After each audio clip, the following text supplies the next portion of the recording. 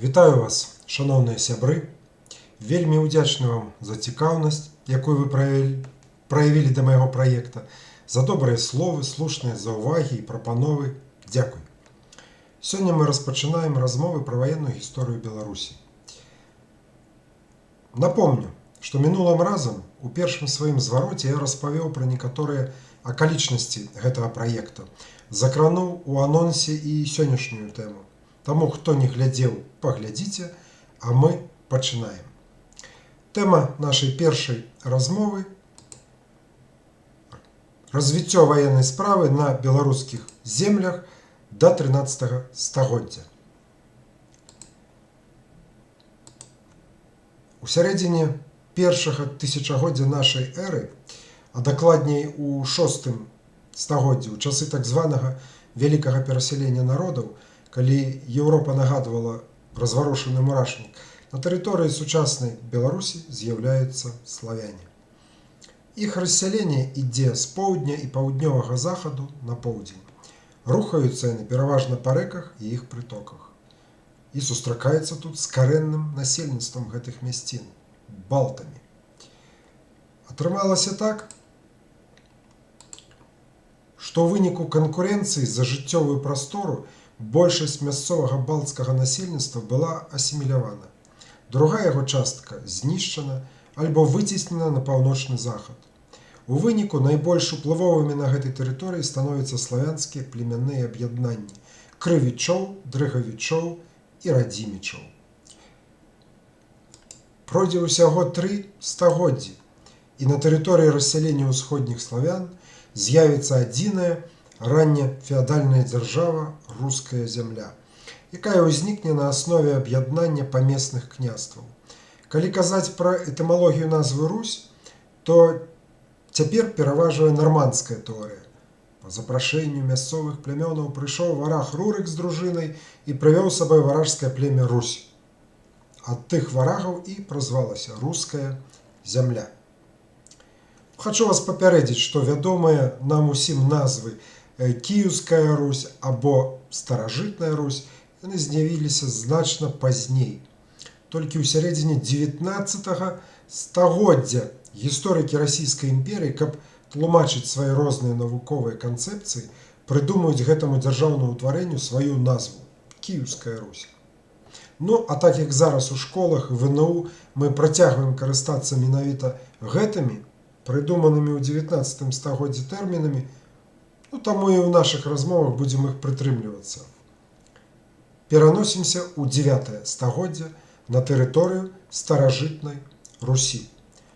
У гэты перыяд тут зацвярджаюцца 3 магутныя дзяржаўныя цэнтры – Новгарад, Полацк і Кіеў. Нягледзячы на цесныя роднасныя сувязі іх кіраўнікоў, гэтыя палітычныя цэнтры пастаянна супернічаюць паміж сабой за дамінуючае становішча, часцяком выкарыстоўваюць пры гэтым ваенную сілу. Княстваў на тэрыторыі Русі шмат, але нас у першую чаргу цікавіць сваё. Калі браць тэрыторыю сучаснай Беларусі, то тут найбольш вядомымі княствамі-дзяржавамі з'яўляюцца Полацкае і Тураўскае княствы.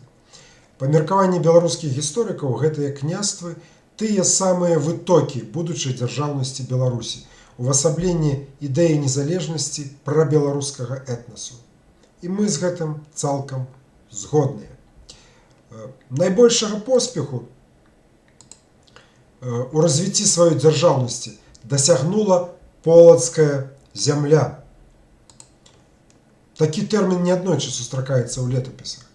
Полацкая зямля пераўзыходзіла сваімі памерамі многія каралеўства тагачаснай заходняй Еўропы, мела мясцовую княскую дынастыю і, што для нас галоўнае, уласныя ўзброеныя сілы. Вось на прыкладзе Полацкага княства мы разгледзім пытанні аб развіцці ваеннай справы на беларускіх землях. Узброеныя сілы Полацкага княства. Галоўным відам у войску Полацкага княства былі сухапутныя войскі, пяхота і кавалерыя. Пяхота. Як прыклад, на ілюстрацыі мы бачым старажытных беларускіх пехацінцаў, пэндзля беларускага мастака Міхаіла Філіповіча. Гэту карціну, якая называецца «Бітва на Нямізе», ён намаляваў у 1922 годзе. Кавалерыя. На іншай ілюстрацыі, таксама прысвечанай бітве на Нямізе, мы бачым кавалерыю, конніцу, толькі ўжо вачыма невядомага мастака, які аздобіў сваімі каляровымі малюнкамі старонкі радзівілаўскага летапісу. Трэба адзначыць, што нягледзячы на знешнюю такую дзяціннасць малюнкаў, яны вельмі блізкія да рэальнасці, таму што былі створаны ў 13 стагоддзі, якраз той самы час, які мы і разглядаем. І мастак мог бачыць многае на свае ўласныя вочы. Таксама адной з частак узброеных сіл Полацка быў рачны флот, які складаўся з дзесяткаў, а мо і сотняў парусна-вяслярных лодак, якія нам больш вядомыя пад назвай ладдзя. У якасці ілюстрацыі я размясціў сучасны сцяг нашага старажытнага Полацка. На французскім шчыце ладдзя з 3 мачтамі і разгорнутымі ветразямі. Кожная з такіх лодак узнімала набор да 40 чалавек. Магла быць узброена таранам. Таксама сустракаліся лодкі, дзе над веслярамі надбудоўвалася палуба для размяшчэння лучнікаў. Магла быць таксама на ўзбраенні такога карабля і катапульта. Як бачым, узбраенне даволі сур'ёзнае на той час. Таран, лучнікі, катапульта. Але ўсё ж трэба адзначыць, што флот выконваў у асноўным функцыі транспартнага сродку для хуткага перамяшчэння войскаў на вялікія адлегласці, з'яўляючыся такім чынам складовай часткай тылавога забеспячэння. А вось пра рачныя альбо марскія бітвы беларусаў у гэты час звестак, на жаль, не выяўлена. Но гэта зусім не значыць, што іх не было. Цяпер пра структуру войска Полацкага княства. У Полацкім княстве на вяршыні ваеннай арганізацыі знаходзіўся князь, які першапачаткова абіраўся на вечар, а ў далейшым яго ўлада перадавалася па спадчыне.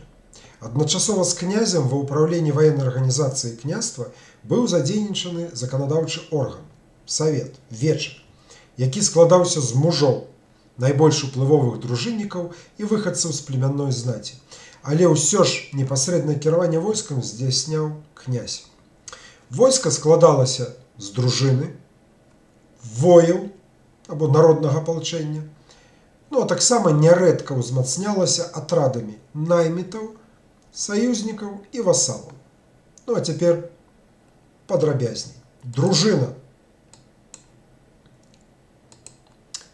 Дружына ўяўляла сабой галоўную ударную збройную сілу і знаходзілася ў пастаяннай баявой гатоўнасці.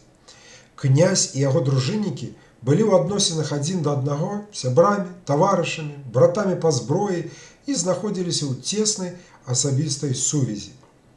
Яны жылі побач і большую частку свайго часу праводзілі разам у вайне, у зборы даніны, паляванні, баляваннях і бяседах.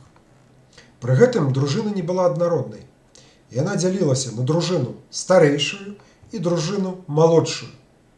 Дружына старэйшая ці дружына лепшая, яе складалі княжацкія мужы, баяры. Гэта былі найбольш дасведчаныя ў ваеннай справе воіны, багатыя і ўплывовыя людзі, якія па ўзроўню свайго дабрабыту і палітычнага аўтарытэту маглі спаборнічаць нават самім князем. Трэба адзначыць, што многія старэйшыя дружыннікі мелі ўласныя ваенныя кантынгенты, асобныя невялікія атрады і маглі выконваць самастойныя баявыя задачы. Дружына малодшая ваявала пад прамым кіраўніцтвам князя і кармілася з ягонай ласкі. Малодшая дружына дзялілася на дзецкіх і отракаў. Розніца паміж імі выяўлялася ў іх сацыяльнай статусе і функцыях, якія яны выконвалі. Дзецкія, дзеці баярскія або сыны баяраў. Дзецкія былі вольнымі людзьмі, займаліся ваеннай справай, маглі выконваць судова-адміністрацыйныя абавязкі, а таксама быць грыдні, целаахоўнікамі князя. Яны жылі ў палацавых памяшканнях, грыдніцах, правобраз сучасных казармаў. А вось отракі адбіраліся з рабоў альбо военнапалонных і ў дадатак да ваенных абавязкаў у мірным жыцці з'яўляліся простымі слугамі. Пры ўсёй важнасці дружыны усё ж асноўны цяжар вядзення вайны выпадаў на народнае апалчэнне, якое насіла назву воі і з'яўлялася вырашальнай сілай у войсках полацкіх князёў. У гэты перыяд арганізацыя апалчэння грунтавалася на дзесятковай сістэме. Атрады складаліся з дзясяткаў, сотняў, тысяч. Пасля 12 стагоддзя на полацкай зямлі з'яўляюцца земскія дружыны, такія пастаянныя ваенныя атрады, якія неслі гарнізонную службу. Яны ахоўвалі свае гарады ад нападаў знешняга ворага і падтрымлівалі ўнутраны парадак. Пры неабходнасці маглі ўдзельнічаць у іншых ваенных аперацыях. Земскія дружыны, у адрозненне ад княжацкай дружыны, утрымліваліся за кошт земства і былі галоўнай сілай земскага апалчэння. Таксама у 12 стагоддзі з'яўляюцца такія гарадскія залогі. Яны з'яўляюцца ў невялікіх гарадах. Аснову гарадскіх залог складаюць ваяры княжскай дружыны і абраныя жыхары горада.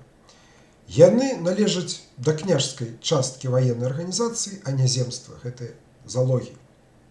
Асабісты склад гарадскіх залог, акрамя ваеннай службы, адначасова мог займацца сельскагаспадарчымі працамі і рамесніцтвам. Цяпер пра адну з найважнейшых частак войска полацкага княства. Пагаворым пра наймітаў.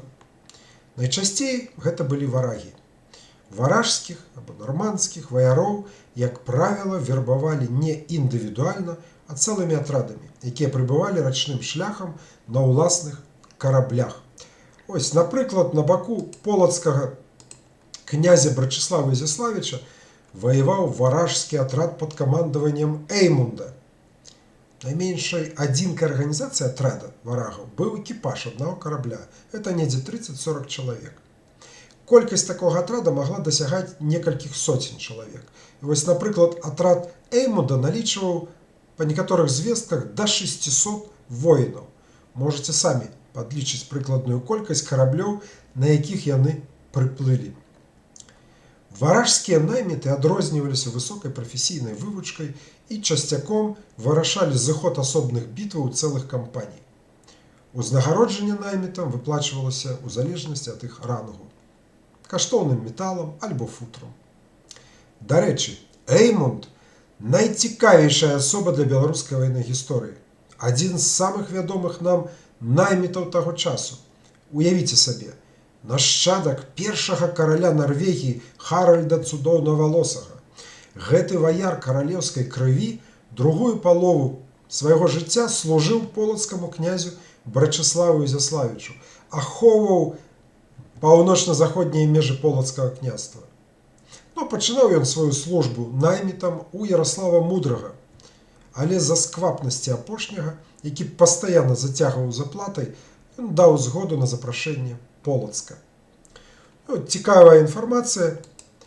Існуюць такія меркаванні, што рэзідэнцыя Эймунда была ў Масковічах.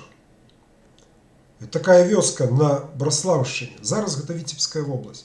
Дарэчы, гэта гарадзішча вікінгаў, якое было знойдзена археолагамі, цяпер з'яўляецца вельмі цікавым культурным аб'ектам.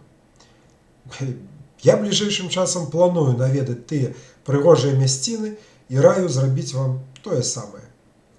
Перад вамі фота гарадзішча з вышыні птушынага палёта, змешчанае на папулярным партале «Планета Беларусь». Вяртаемся да разгляду структуры войска полацкага княства.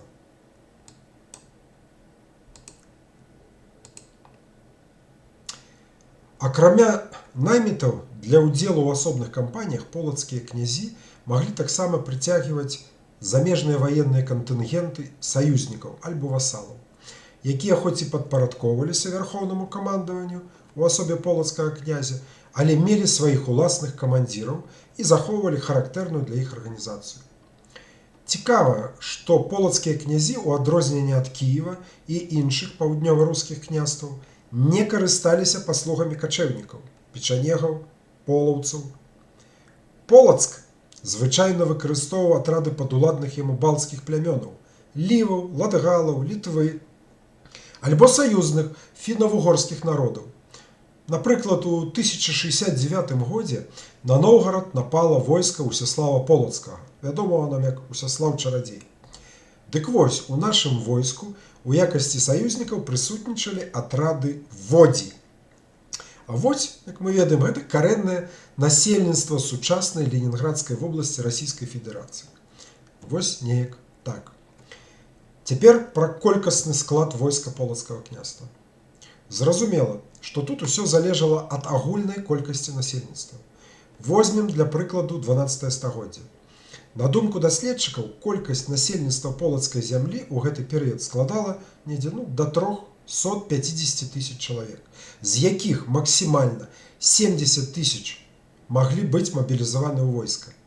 Беручы за аснову норму мабілізацыі аднаго з 4 баяздольных мужчын і прапарцыйную колькасць дружыннікаў, агульная колькасць узброеных сіл Полачыны магла складаць недзе каля 20 тысяч чалавек.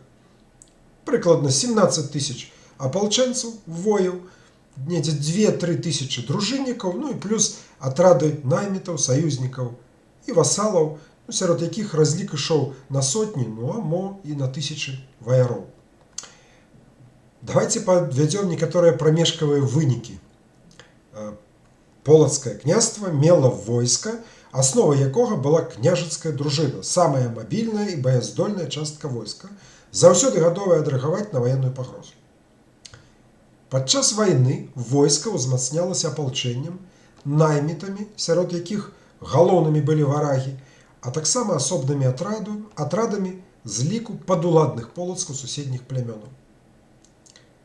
Ну і запомнім імя самага знакамітага найміта военачальніка на тагачасных беларускіх землях варага Эймунда. Напрыканцы нашай размовы хочу звярнуць вашу ўвагу на адзін вельмі важны момант.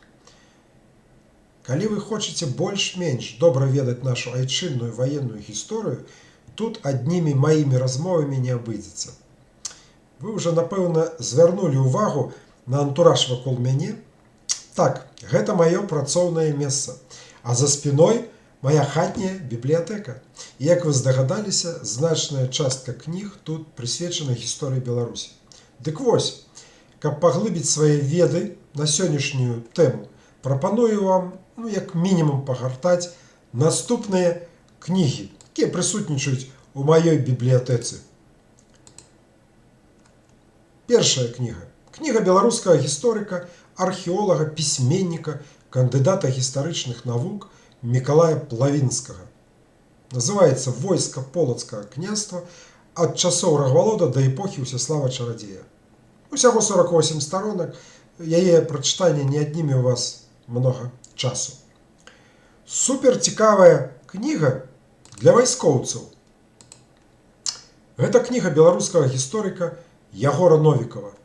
Ваенная гісторыя беларускіх земляў да канца 12 стагоддзя ў 2 тамах. Нягледзячы на тое, што гэта навуковая манаграфія, яна чытаецца, як мастацкі такі эпічны твор. Таксама раю пачытаць вам вядомага беларускага гісторыка, археолага, доктара, габілітаванага, па статусу гэта роўны доктару гістарычных навук, а то можа і вышэй. Геннадзя Сагановіча. Яго кніга «Нарысы гісторыі Беларусі ад старажытнасці да канца 18 стагоддзя». Прынамсі, пачытайце першыя 2 главы гэтай працы «Вытокі» і «Першая дзяржава Беларусі». Яна якраз тычыцца сённяшняй нашай тэмы. Прапаную абавязкова прачытаць творы легендарнага беларускага гісторыка і пісьменніка, які у 1970-80-е гады пайшоў супраць афіцыйных савецкіх канцэпцый гісторыі Беларусі і ў значнай ступені паўплываў на фарміраванне грамадскай думкі, у тым ліку і маёй, а таксама паўплываў значна на гістарыяграфію Беларусі. Гэта Мікола Ермаловіч. І перад вамі яго кніга «Старажытная Беларусь полацкі і новагародскі перыяды. Ёсць там і пэўныя недахопы у гэтай і ў другіх кнігах, якія сярод сучасных гісторыкаў, напэўна, не крытыкаваў толькі лянівы. Але нягледзячы ні на што, асоба Міколы Ермаловіча, гэта проста глыба ў беларускай гістарыяграфіі. Прапаную адчуць вам смак беларускай мовы гісторыка і пісьменніка Уладзіміра Арлова. Яго кніга «Таямніцы полацкай гісторыі» гэта кніга, якая тысячы беларусаў звычайных зрабіла беларусамі свядомымі. Хто любіць менш чытаць, а больш разглядаць і вывучаць гістарычныя ілюстрацыі, пагартайце цудоўную каляровую кнігу Віктара Ляхара «Ваенная гісторыя Беларусі. Героі, сімвалы, колеры». У гэтай кнізе аўтар зрабіў спробу рэканструкцыі нашага мінулага з дапамогай сімвалаў, колераў і вобразаў, дзе галоўная ўвага скіравана на ваенную сімволіку. Выдавецтва «Харвест», кніга выйшла адносна нядаўна, ў 2018 годзе. І напрыканцы напомню вам, што таксама ёсць такая кніга Віталія Чэрвінскага, якая называецца «Беларусь у войнах. Асобы і падзеі». Выйшла ў выдавецтве «Харвест» у 2016 годзе.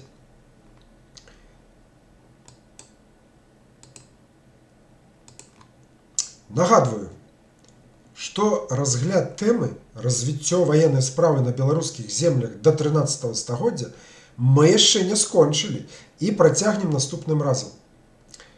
Наступным разам мы разгледзім сродкі ўзброенай барацьбы ваяроў полацкага войска, пацікавімся, як развівалася на нашых землях фартыфікацыя, пагаворым пра галоўныя бітвы, ваенную стратэгію і тактыку полацкіх князёў, і ацэнім іх ваеннае майстэрства. Чакаю вашых каментарыяў, падпісвайцеся на мой канал, стаўце падабайкі, перадавайце сваім знаёмым беларускім вайскоўцам, што ў іх з'явілася магчымасць падцягнуць свае веды па айчыннай ваеннай гісторыі. Усяго найлепшага, гонар маю, да сустрэчы!